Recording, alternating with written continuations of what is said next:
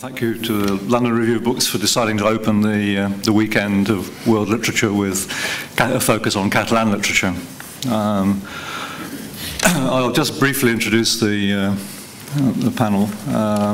Najat El Hachmi arrived in Catalonia at the age of 8, I think it was, and then not very many years later, she wrote a short book called I Too Am Catalan, Yo també soc català, and about the experience of moving to Catalonia from Morocco. And then shortly after that, she wrote a novel, The Last Patriarch, which won the National Prize for Literature in Catalonia, the Ramon Llull Prize, the most prestigious literary prize that there is in Catalonia. And she's just published a second novel, The Body Hunter, which is in the best-selling list and has received much cultural, critical acclaim. Carlos Casajuana currently lives in London. He has written over 9 novels, 9 or 10 novels. He has lived in Bolivia, the Philippines, the United States, Kuala Lumpur, and now London, where he is the Spanish ambassador. And Carlos has also won the Ramon Llull Prize with a novel that you have an extract from, The Last Man Who Spoke Catalan.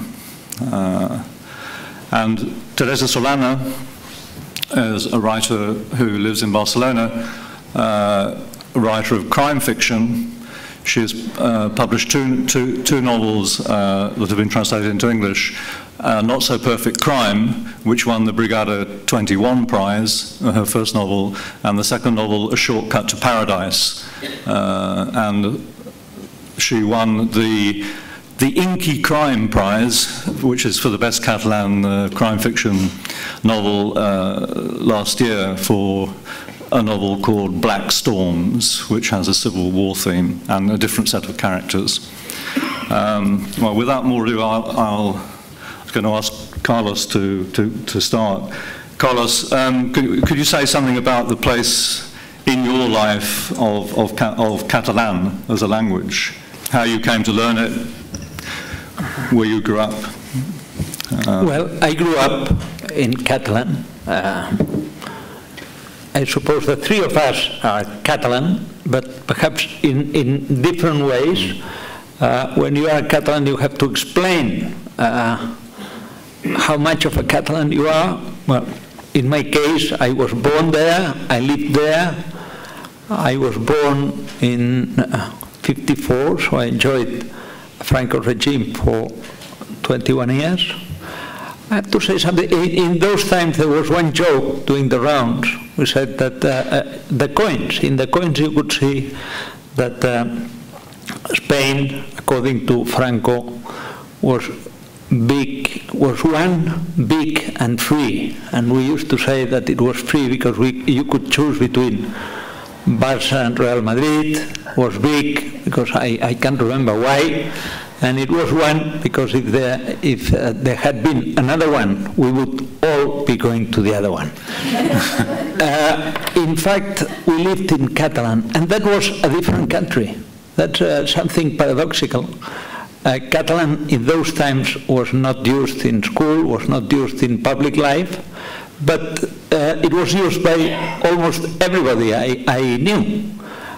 So it kind of encapsulated me in a different life, and it was a kind of different country. That was the Catalan I lived in those years. In university, I studied in Spanish, but I kept Catalan for, as I said, with my friends, with everybody. When I started writing, I thought I could write in Spanish, but it simply didn't work. I don't know why, but in Catalan it did.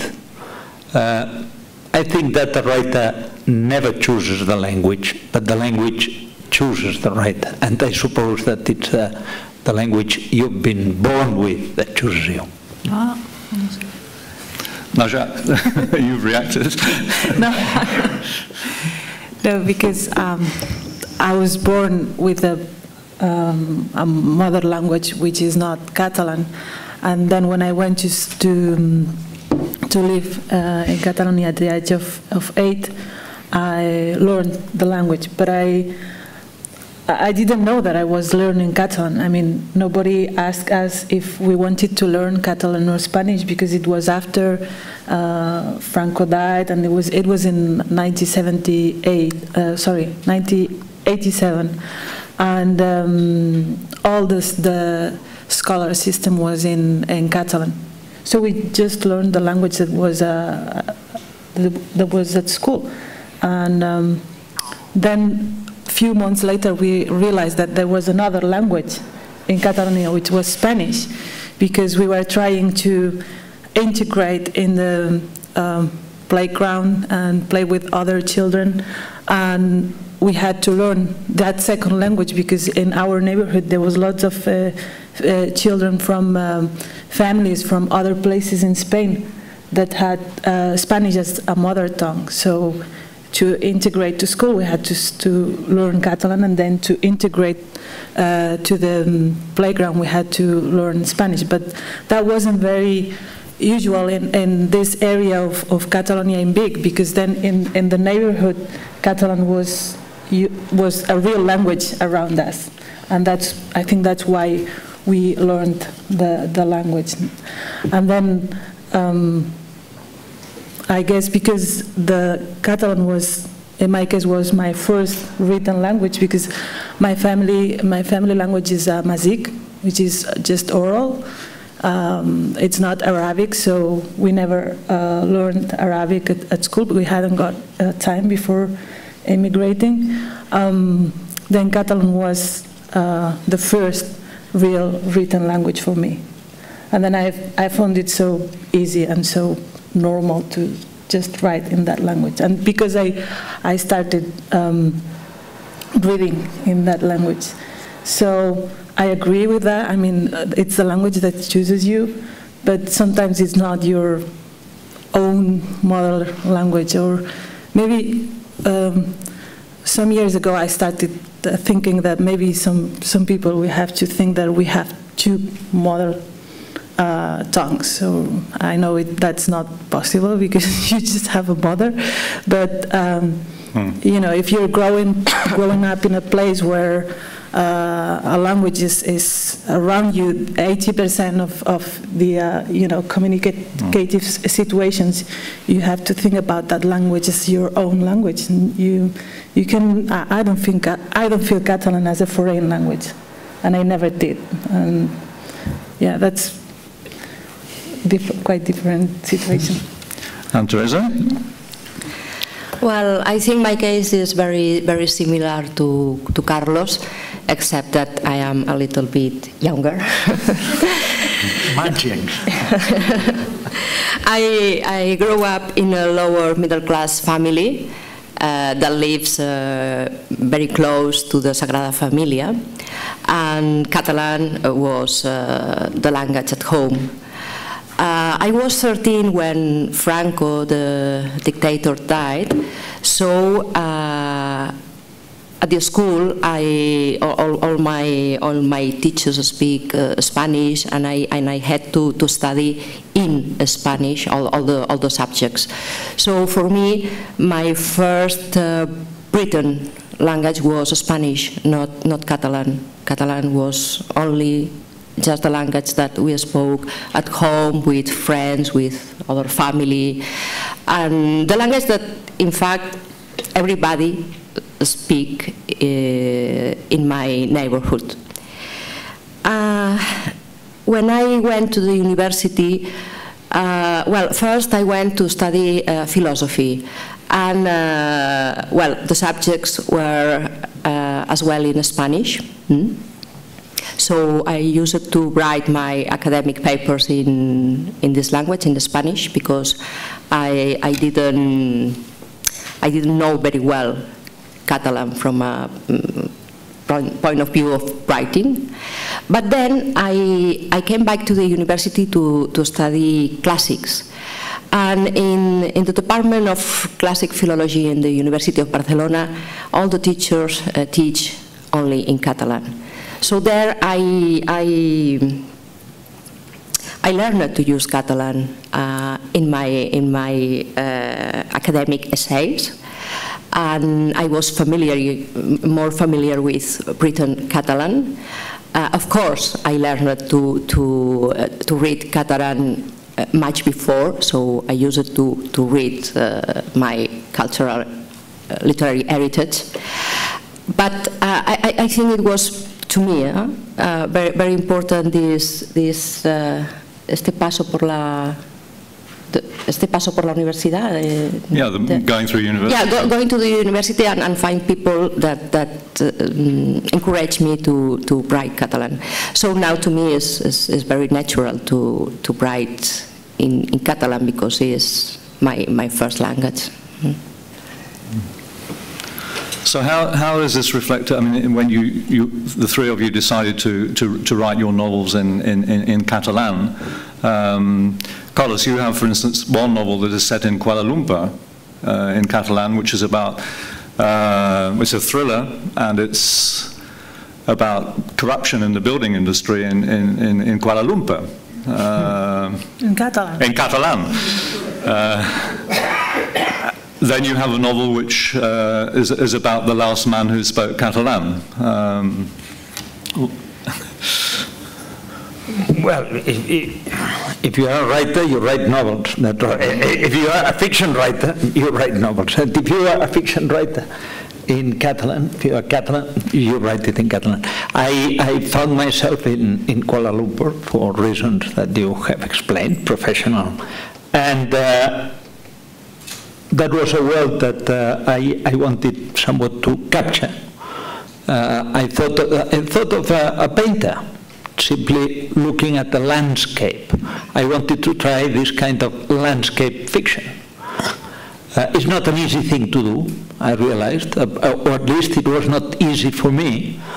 But I tried it. Of course, I did it in Catalan because that's the language I'm writing in. And well, I realized that a very paradoxical thing about this, that if you want to describe a landscape, you start by telling a lot about it, but then I found that afterwards, editing the text and deleting many things, they somewhat stayed in the text.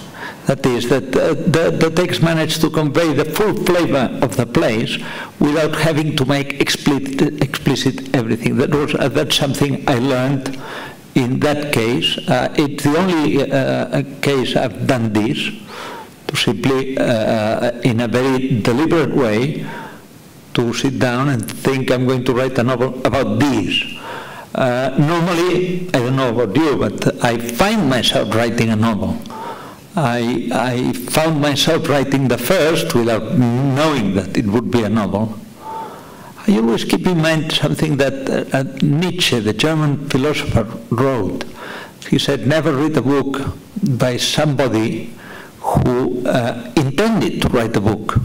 Well, I normally don't intend to write a book, but at the end, it's a book. This is perhaps the exception. This Kuala Lumpur novel, which the title is Kuala Lumpur, I sat down and deliberately tried to write a book set in Kuala Lumpur and trying to convey how the city feels to a foreigner who comes from Europe.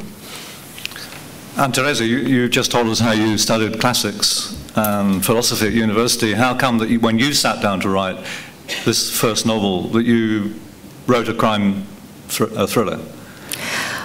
Well, a not so perfect crime, that is my first crime fiction novel. It's not my first novel. Oh. It's the first novel that I published. Because before, when I was in Tarazona, I spent 8 years of my life living in a small town in Spain, in a very nice place called Tarazona. I was the director of the Spanish Center for Literary Translation.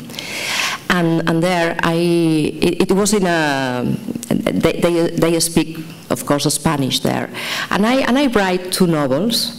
one of them in Spanish, other in Catalan, that I never published, that I don't want to publish at all.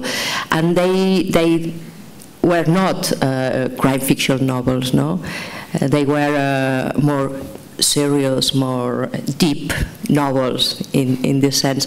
But then when I came back to Barcelona, I think it happened that I didn't think to write a novel or think that I want to write a crime fiction novel.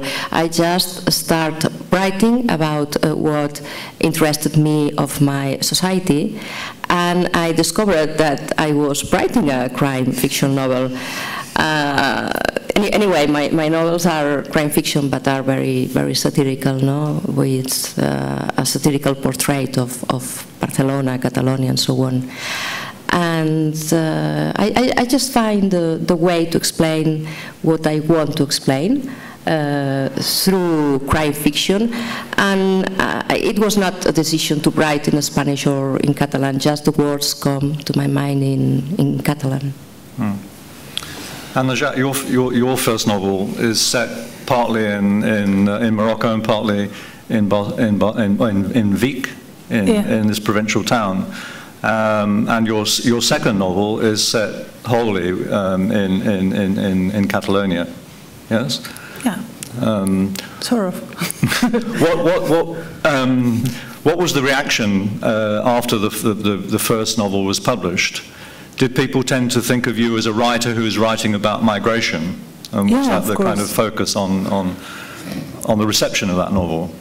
Yeah, of course. I mean, when I write, I do the same as Teresa does, which is just write about the things that I can understand, things around me. So my context, my reality is very close to Moroccan families in Catalonia. So that was my material. I mean, I never thought about writing about Moroccans because, I don't know, because I needed to explain to Catalan people how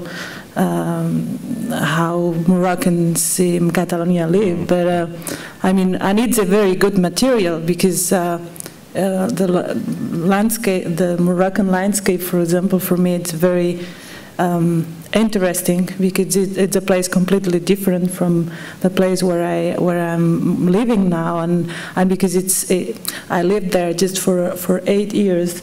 It's kind of a mythical place because then there's that lot of oral stories that women in the family used to explain. So there's a lot of material there. So I thought it would be interesting, and it was very creative for me to write about that.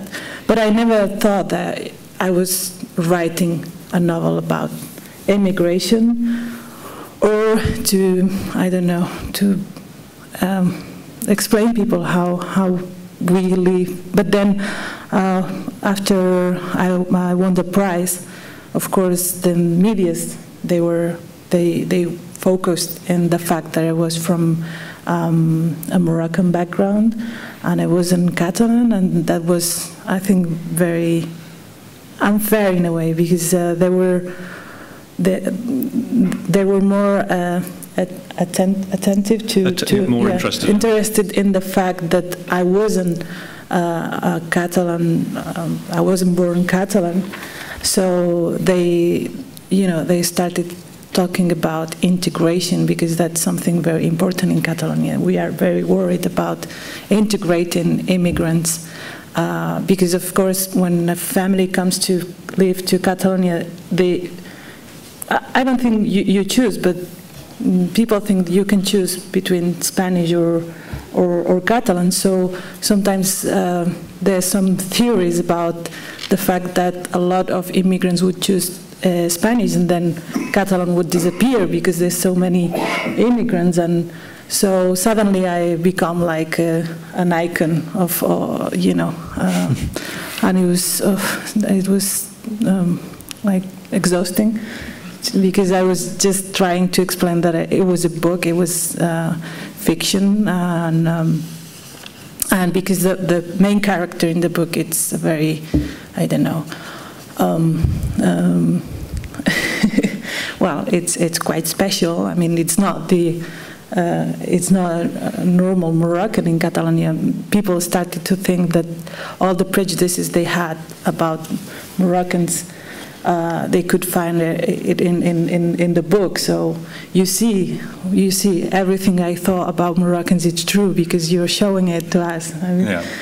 And it was so with the second novel, I just decided to not talk about any Moroccans, any immigrants, anything. It's completely, I mean, there's a main character that I mean, if you know the places where I lived, maybe you can recognize some of them, but it's not, you know, the place is not very important in the story, and yeah, I guess it was a good thing to do, like change. But there's a lot of readers complaining. What about the you know, civilization crash and immigration? You're not going to write about that anymore? Like, sorry. I think one of the three of you have something in common as novelists, in that you write in a Catalan which is fairly, I mean, it's fairly transparent in the sense that you don't use a lot of difficult vocabulary. There is a kind of group of writers writing in Catalan who tend to write historical novels set in the Middle Ages or whenever, and they often use very archaic Catalan vocabulary. And it's as if they feel that they are going to defend Catalan literature and the Catalan literary language by writing this kind of fiction. But I think all three of you write in a language that is closer to a Catalan that is modern Catalan, a Catalan that is more colloquial. And there is actually some opposition within Catalonia and within the literary scene to some kind of colloquial Catalan actually appearing in fiction. I don't know, Teresa. Your second novel, Shortcut to Paradise, is in a way it's a satire of the literary establishment or of the literary scene in Barcelona, of this kind of conflict between high literature and kind of more popular literature. I don't know if you have something to say about that. Well, I think the first thing is that maybe for a monolingual community it's difficult to understand what really means to live in a bilingual community. In a bilingual community with two languages that belongs to the same Romanic. They are Romanic languages, so they are not completely different. And that means that in Catalonia there are a lot of people that can understand Catalan, but that prefers to speak Spanish. And on the other hand, people that understands perfectly Spanish, but speaks usually Catalan. No? So that means that we live in a society where all the time languages are changing. We can share a dinner and you can listen both languages all the time with friends or family, I don't know. And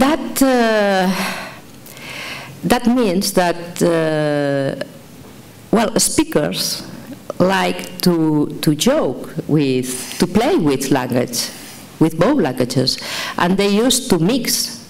And sometimes in Catalan we use Spanish words, and the Spanish use Catalan words.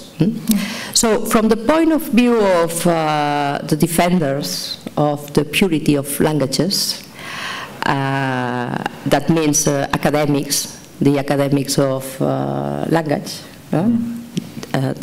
the Spanish Academy for one hand and the Catalan Academy for other. Well, they hate that people mix languages. So, especially in Catalan, in the literary world, critics or some writers or people that is related to this literary world sometimes try to write in a very, very far, in a Catalan that is very, very far from the Spanish, just in order to point out, to emphasize that Catalan is a different language, blah blah blah. No, so well, in my case, I decided to give voice to the people of this lower middle class that speaks in a Catalan with a lot of Spanish words or expression, and I just try to reflect the colloquial Catalan that people spoke in the street.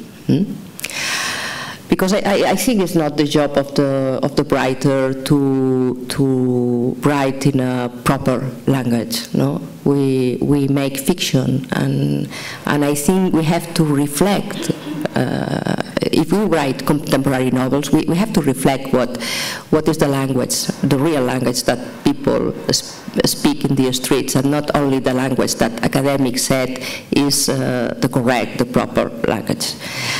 And well, in this novel that you said, A Shortcut to Paradise, I make a satire about these things, but not only just about language, also about what is good literature or what is popular literature, and these debates that take place not only in Catalonia, but I think now in everywhere, no? And Carlos, your novel that won the Ramon Llull Prize centres on this issue of the two languages, with the novelist who is writing a novel in Spanish and the novelist who is writing in Catalan, living in a block of flats that is emptied out by property speculators. Yes, this novel addresses this question of bilingualism, but let me say just one thing about each of you. You mentioned you're trying to give voice to certain people, but perhaps somebody could think that you do something very simple. You just hear and more or less transcribe what you, without any change, no, it's not this. I mean, in her case, there is a literary ambition, and therefore the language she uses, even though it looks simple, but it has previously been deconstructed and reconstructed into a literary thing. That is, at the end, a writer, a real writer, has to use the language, adapting it to his own personality. And she does it. The product looks very simple. It is not. It's one thing, because the way somebody could have misunderstood, it's not that simple. But there is obviously a choice you make. And coming to you, Najat used one word which is iconic. And if she allows me, I'll mention why. One of the problems we have all over Europe is how to integrate immigrants. Here too, I mean, there are different models. In Spain we've come to this a bit later because the main influx of immigrants took place in the last 10 years, and we could learn from the mistakes made in other countries. But the fact that this is a serious issue all over Spain, but a bit more in Barcelona. Why? Because in Barcelona, Catalan used to be the first language, now it's the second. And then for an immigrant coming from Latin America, they immediately see that they can use Spanish. They don't need Catalan, so they completely forget about it. And the rest, coming from Morocco, coming from Romania, some of them choose to learn Catalan, but most of them don't. And this results in the fact that Spanish is now the first language, and this is somewhat changing a little bit the balance between the two languages. And that's why the fact that somebody coming from Morocco, a woman who was born there, who lived in Barcelona after she was 8, could write a beautiful novel explaining just that process, how somebody sheds all the cultural traits she brings with her from Morocco, with her family, and integrates in a different culture. That was what made this novel really iconic. And then coming to mine, well,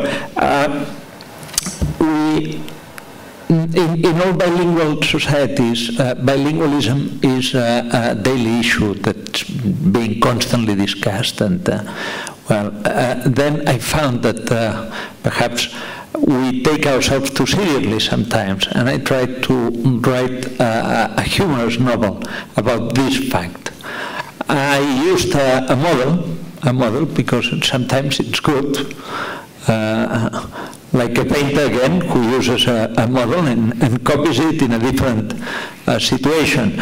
The model I used was Bernard Malamud's novel, The Tenant. I don't know if anybody of you has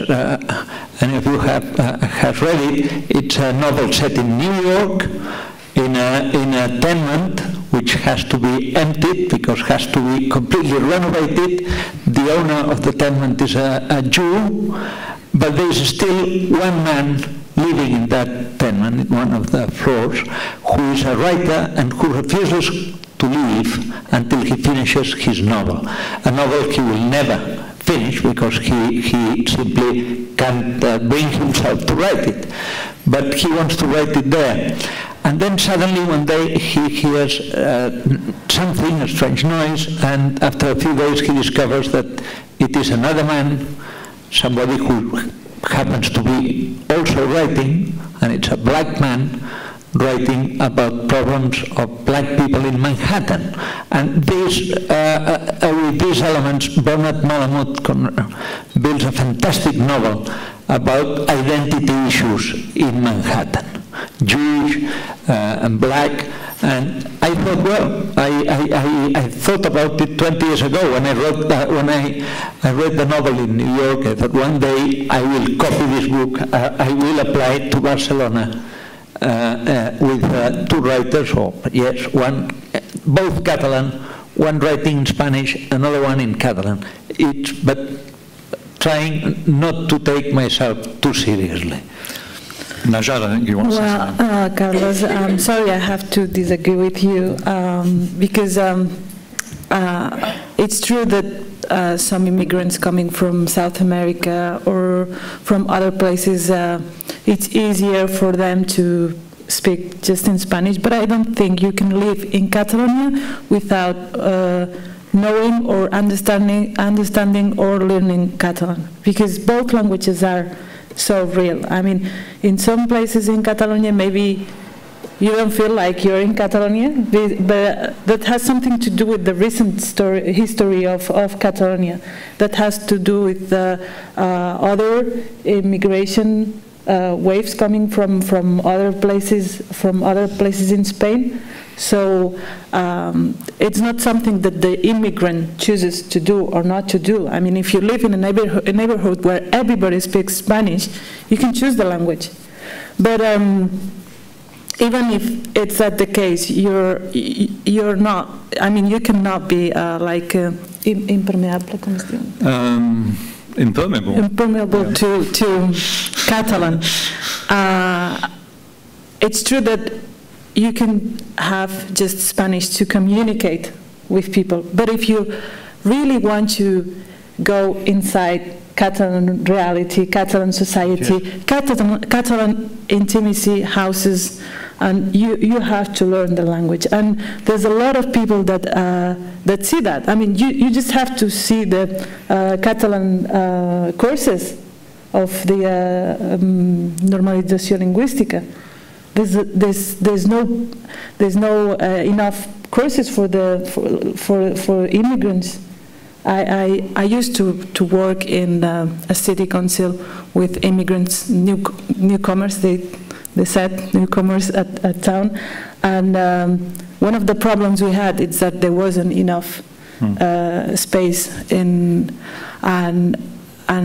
you have to see that the children as well. I mean, children from immigrant families, they're all going to school in Catalan, so they're learning the language. They're not learning Spanish first. And if they choose to use Spanish, it's because the context, it's more Spanish than in Catalan. But that has nothing to do with the immigrant. I mean, there's nothing you can choose. When you're an immigrant, you don't choose anything. You just have to adapt to the place where you're going, and if you don't adapt, I mean, you're just outside of the. Yeah, I first went to Barcelona in 1967, and in 1967 there were no newspapers, no publications generally available for the people of Barcelona in Catalan. I mean, all the newspapers were in Spanish. Then I moved to live in Barcelona 8 years ago, and in these 8 years, La Vanguardia, which is the main daily newspaper in Catalonia, has just decided, I mean, a couple of months ago, to bring out the Vanguardia every day in Catalan. And this is a newspaper which, you know, really supported the Franco regime during the dictatorship and came out during the dictatorship, where they have just decided to bring out every day the newspaper in Catalan. The Periódico, another daily newspaper, comes out in Spanish and in Catalan, and there is a new newspaper called Ara, which comes out in Catalan every day. And it seems to me that you know, if newspapers are now beginning to publish in daily in Catalan, it's because they realise that there is a readership for their newspapers in Catalan who are just, you know, I mean, all these people are coming out of schools and universities where they've been educated in Catalan. Read Catalan. And, No, finish. No, and it seems to me that there are the tensions that you mentioned, Carlos, are there, and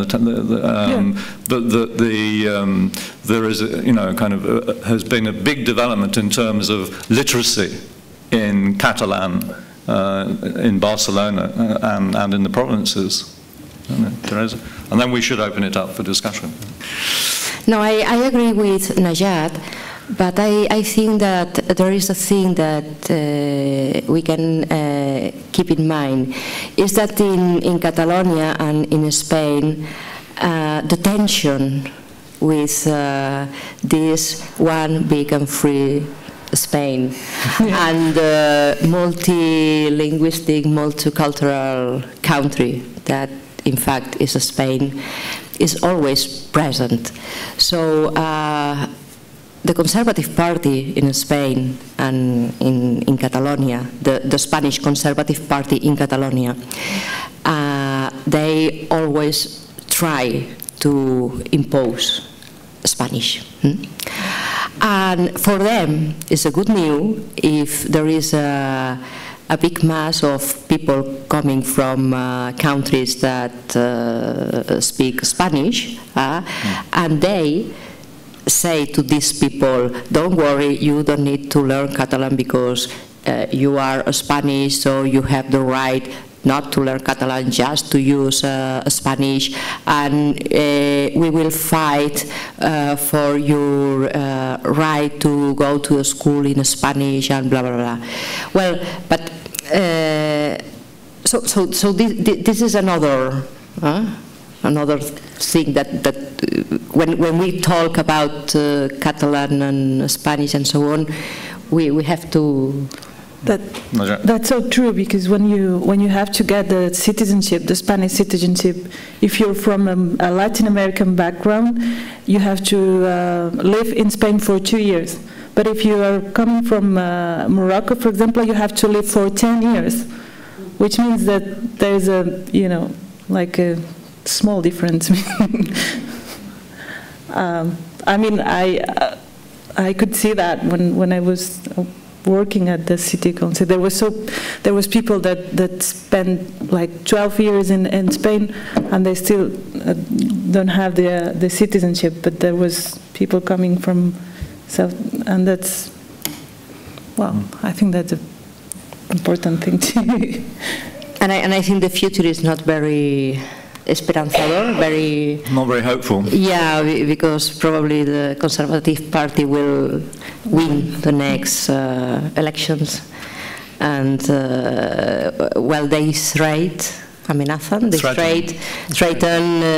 with trying to impose more Spanish in Catalonia, or well, not in the Basque Country. I think for them, Basque language is not now a real problem, but in Catalonia, yes. Well, should we open it up now for questions? I'm sure there's somebody here. Have you got your hand up? Yes. Do we have a microphone? Oh, yes, there's a microphone. Yes.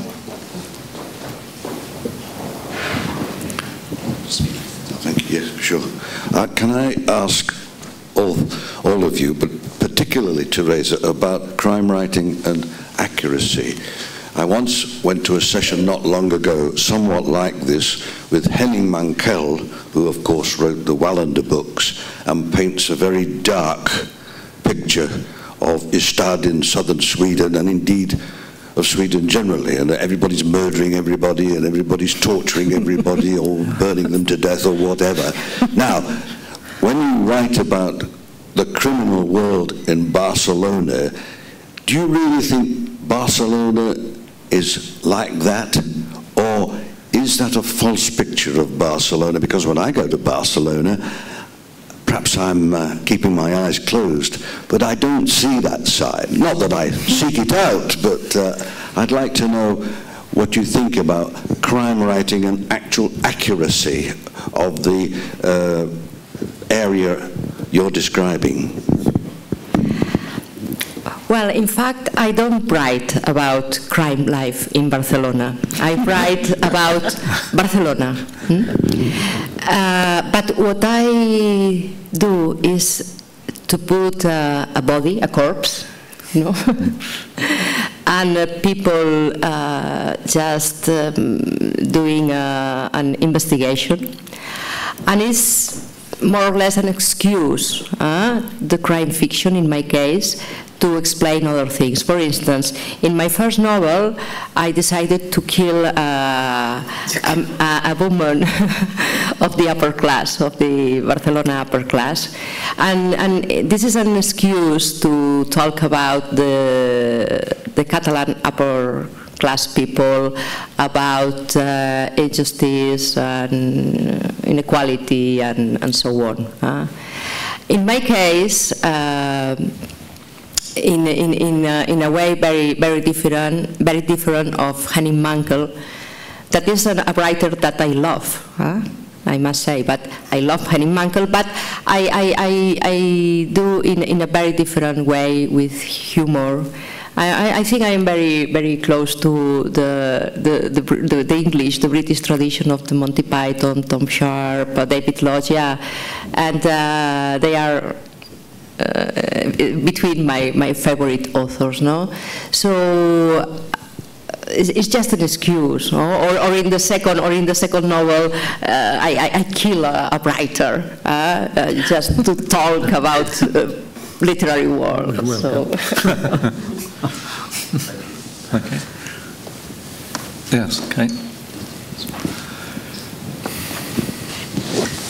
Writing in Catalan, do you find it very difficult to get your books translated into English? I mean, are there many translators from Catalan or into all other languages available, or do you think it would be easier if you were writing in Spanish?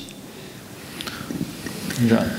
Well, it depends. I mean, some writers that write in Spanish, they've been translated into other languages, and some not. So it doesn't mean that if you write in Spanish, automatically you're you're going to sell a lot of books and you're going to be translated. But I guess my case is not very usual, or I was very, I don't know, lucky, because the first novel I published, it's been translated into several languages, and the second one maybe is going to be as well. So, but before that, I used to listen to other writers in Catalan complaining about the fact that it was so difficult to get their books translated into other languages. But I guess the Can I say something about this? There is one problem, which is that when you write in Catalan, of course you receive less attention. And as you receive less attention, it's more difficult for people outside Spain to see you. It's as simple as that. Unless you are translated into Spanish, it's quite difficult to get translated into other languages. But that said, of course, when you write in Spanish, you enjoy also the possibility of reaching a much wider audience. The problem is that when you write, you don't try to reach as wide as you can. What you try to do is to go as deep as you can. And, well, then it depends on how deep you go. If you succeed, the novel will be translated, no matter in which language you've written it. And anyway, the publishers always ask for the Spanish translation. So, I mean, I think it's true that there is a need for more translators from Catalan throughout the world. That's definitely true. No. Yeah. If I can add, there's something else which also prevents Catalan writers from reaching a wider audience. It is that even if you are translated to Spanish, you then have a further problem, which is you publish in Catalan, and normally the book appears in Spanish 3 months later, 4, 6. But when you publish in Catalan, you receive some attention from the press and media. Then the same newspapers refuse to talk again about the book when it appears in Spanish. And therefore, the Spanish edition normally fails. It becomes a failure because nobody pays any attention to it in the press, unless you have some people who heard about you, want to read you, make the decision, but prefer to wait for the Spanish translation. But even when you publish both, I mean, at the same time, Spanish medias normally they don't give you attention a lot, because I mean, we talked about that once, the literary supplement of El País or something. Yes. I mean, there's pages and pages for translations from English or from other languages, but for translations from Catalan, there's nothing. I mean, my review for the Last Patriarch in Babelia was like that, and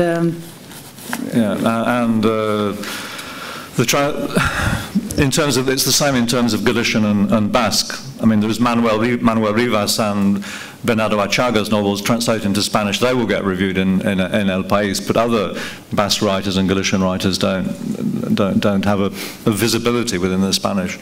I mean, there's much more attention paid to writers from Latin America in the Spanish press than to writers from Galicia, the Basque Country, or from Catalonia. I wonder if you could talk about what, for you as writers, the special qualities of Catalan as a language. For example, in English, I'd say it's enormous vocabulary and the ability to switch registers to a Latin or German-based language. What do you feel are the special qualities of Catalan for you as writers? Special qualities of Catalan? Qualities of the language, yes. What advantage do you think Catalan has as a language for writing? Look, that when you write, you're using a language, you're using a tool that has been obviously used by many people before. And whether you know it or not, you're carrying all the baggage from the previous writers. It is quite difficult to write in English and to completely forget that in English you normally don't take yourself too seriously. Why? Because we've read so many English writers writing with an extraordinary wit and sense of humor, that normally when you write in English, this is always present. In Catalan, I have to say that normally when you write in Catalan, immediately you take yourselves a bit less seriously than you do when you write in Spanish. You will not find, particularly some of the writers coming from the other side of the Atlantic, they are able to do great books, but taking themselves enormously seriously.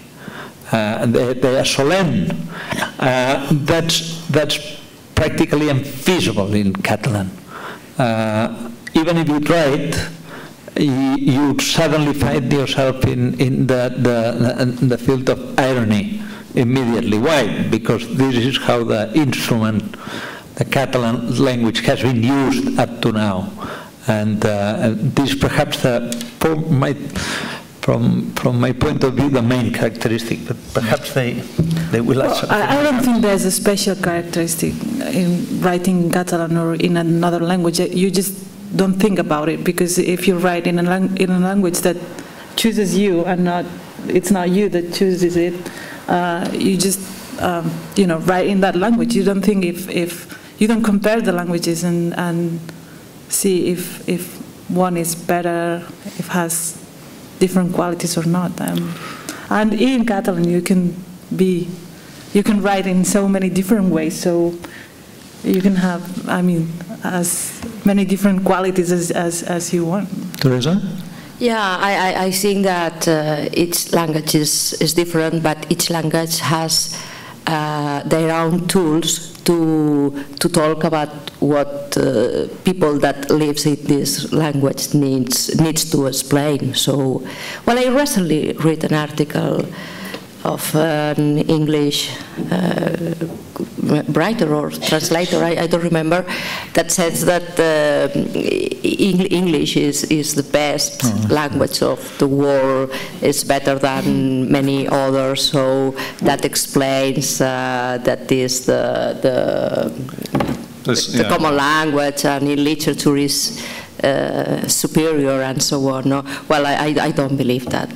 This is true. It's just different. This was an English writer who was attacking the very idea of translation and saying that basically you could find everything that you need in English. Well, I mean, yes, it's that. There was somebody called Jeff King who was a writer who lives in Barcelona. He used to live in Barcelona. But I would say as a translator, I'm working on a book by Josep Pla called El Quadern Gris, the Grey Notebook, which is a kind of classic of Catalan literature, which Josep Pla wrote at just after the First World War, when he was 19, and then revised, and it was first published in the 1960s, and Carlos has translated it into Spanish. And when you read Josep Pla, you feel that here is a writer who's got an amazing kind of vocabulary in Catalan and is totally confident in his use of Catalan, and that in comparison with some of the contemporary writers that I translate, it seems to me that the dictatorship and the repression of Catalan for more than 40 years has had an impact on writers, and in a sense a loss of confidence. This whole issue of whether you're writing in correct Catalan or not. When you read Josep Pla, you feel this man never worried. I mean, he's confident that he's writing his language. He's writing in Catalan, and he's part of that tradition that goes back to the Middle Ages. I think with contemporary writers and the kind of contemporary literary scene in Catalonia, I think that things are beginning to change now, and there is a new confidence with writers. But I think for a long time there's been this whole issue about, kind of what is the Catalan we should be writing in, and should we be trying to preserve Catalan? And there's sort of a lack of confidence, I think.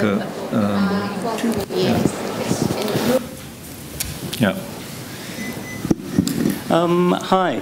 I'm not sure if I'm going to put this very clearly, but I'll do my best. It strikes me that certainly the thrust, as I understand it, of policy within Catalonia has, to some extent, to use Catalan as a vehicle to distance the province from Spain as a whole. By choosing to use Catalan as a language for writing, to some extent, like, you support that move, that distancing. Although none of you has really said that you write in Catalan in order to promote and distinguish the Catalan culture. And yet, to some extent, there does appear to be a tension. You're inadvertently supporting the distinction of the Catalan culture by its language. To some extent, I suppose, this may contribute to anybody who doesn't speak Catalan not being seen as a true Catalan. I wondered if you'd like to make any comments about that. Sorry, I can understand the question. Traduceros un poco, Peter, ¿no? Okay. Que si se escribe en catalán, pues es como hacer separaciones, ¿no? Y promocionar el catalán. That's a lot of job to do. I mean, I think we just, at least me, I just write in Catalan because that's my own language, and I need to. That's the first when I open my desktop, that the defective language is Catalan. I mean, I can change it for a while if I have to write something in Spanish, but the easy thing to do is write in Catalan. And you know, what you said, it's a lot of job. If you allow me, Catalan is spoken in Spain by perhaps 9 million people, more than Danish, Czechs, or almost as much as Dutch. I mean, 9 million people. It's a minority language, but not such a. It's not a tiny language. I don't believe in I think none of us believes in zero-sum games in languages. When you use one, if you know two, you are better prepared to learn a third. If you love one, you will probably also love a second one. I think that by writing good Catalan, we also are improving our Spanish and other languages. Yes, I mean, that's something that we learn in a bilingual world. And I think no sensitive person in Spain would like Catalan to disappear, wherever he is from, or whatever language he has as mother tongue. And at the same time, I don't think no Catalan would wish today to see Spanish vanish from Catalonia. No, why not? We are very happy to be able to speak and write Spanish. No, when you use one language, you are not using it against another one. No. Well, in my case, when I published my first novel in Catalan, I didn't thought about to write in Spanish or Catalan. I just write in Catalan.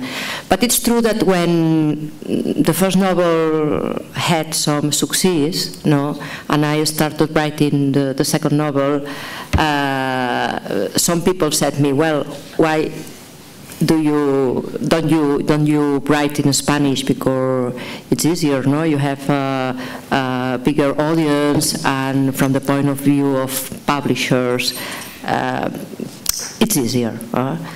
And then I can write Spanish fiction in Spanish, and sometimes I do. I mean, it's not a problem that I'm not able to write in fiction in Spanish, but in my case, I make a choice. I make a choice because Catalan is la lengua débil, the weak language. I think it needs to be protected. So and on the other hand, to me, it's natural to write in Catalan. It's not just I write in Catalan, no, but in this case. But I think that a lot of Catalan writers find themselves in some moment with this thing, no, to choose in which language. There's one thing which is quite curious about writing in Catalan, which is perhaps different. Peter mentioned the fact that there's an insecurity because you never know you're using the correct language. Problem comes from the language. The language has many words that are alive and kicking, no problem. But some others, it's a bit like a hospital. There are words that are dying, some others are simply a bit ill. You see, some of them might die, but they can still be saved. And there's something on, but if you, there's something very rewarding about writing in Catalan, which is that if you use a vigorous language, if you, then you can pick some of these words which are in hospital and take them out of bed, put them in your book, and suddenly they look completely natural, alive.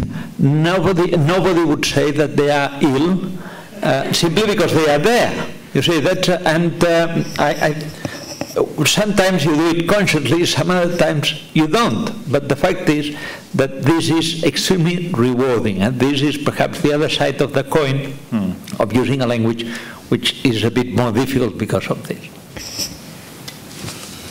Yeah, up there.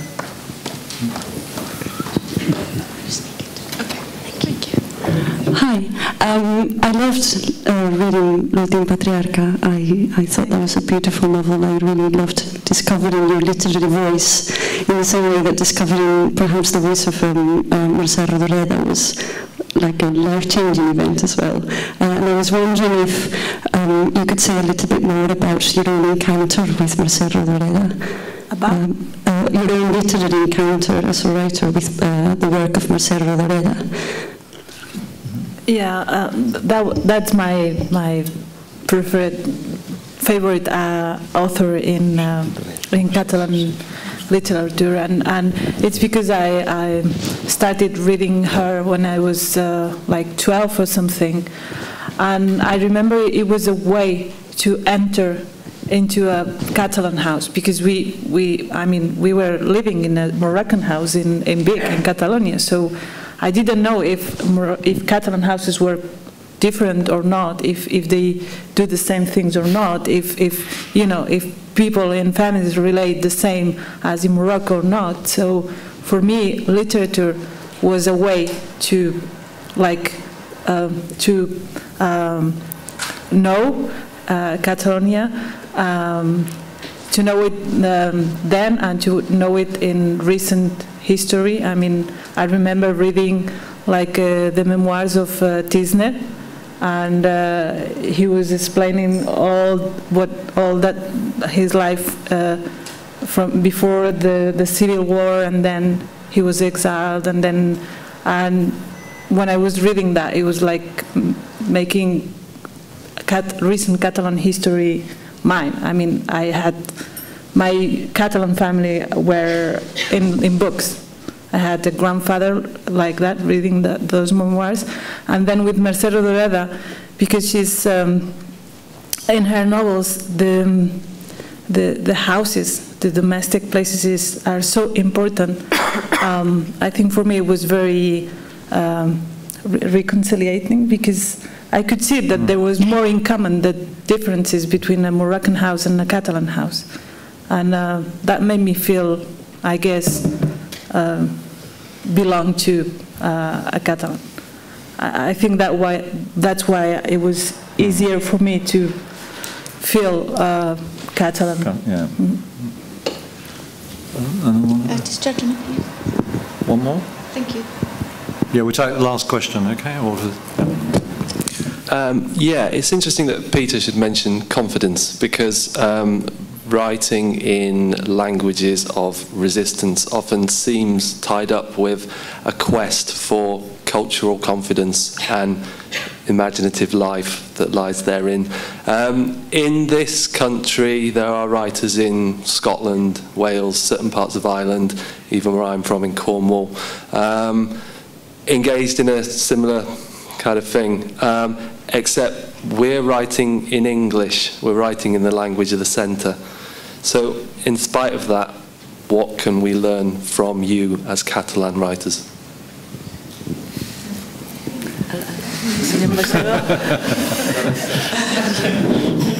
I think each case is a different one.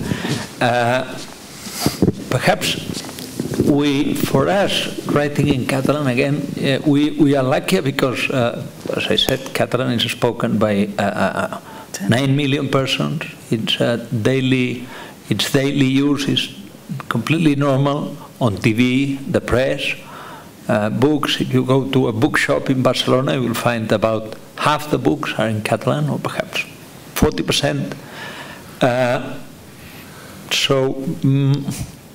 I don't think the situation is similar here. And besides, well, the strength of Spanish is an extremely strong language. English is even stronger. We see it in Spanish, there's something very curious. If whenever a word comes from another language, the Spanish takes it as it is. No, but let's take, for instance, a word coming from the world of football, a corner. The corner in Spanish started being offside in Spanish, but then suddenly somebody said offside is fuera de juego. And for about 15, 20 years, both the English word and the Spanish words could be used. And then one day the English word disappeared. And this happens with almost all new words coming into Spanish. And that tells about the vigor of the language. This comes with many things, daily life. Then with Catalan, this is much more difficult because the language doesn't have that vigor to integrate, to use its own words. We are using many words from outside, and they integrate as they are, and we use them as Anglicisms or French words. I suppose that the difficulty in writing in a language which is used by a very tiny minority is bigger, because you lack many areas in which I suppose that the perception of your world is much more limited, but at the same time it can be enormously rewarding too. Thank you. I don't think that it's a problem of confidence. I just think that the language that invents one thing, invent the word, and then this word is used by the other speakers. I mean, if Bill Gates was Catalan or Spanish, no, probably we had a lot of vocabulary on internet and so on in Catalan or Spanish. So from this point of view, I think the speakers are more common sense than the academics, because the academics try to find the proper, correct word in our language, what means to invent a word, and not just to adapt a word that exists and that everybody can understand. That I think it's not a problem. I mean, I think that if a language receives a lot of words, it doesn't mean that this language will disappear, because a language is not only 2,000 or 3,000 foreign words, it's much more. Yeah. Okay, thank you very much, Carlos, Teresa and Najat. And thank you for coming.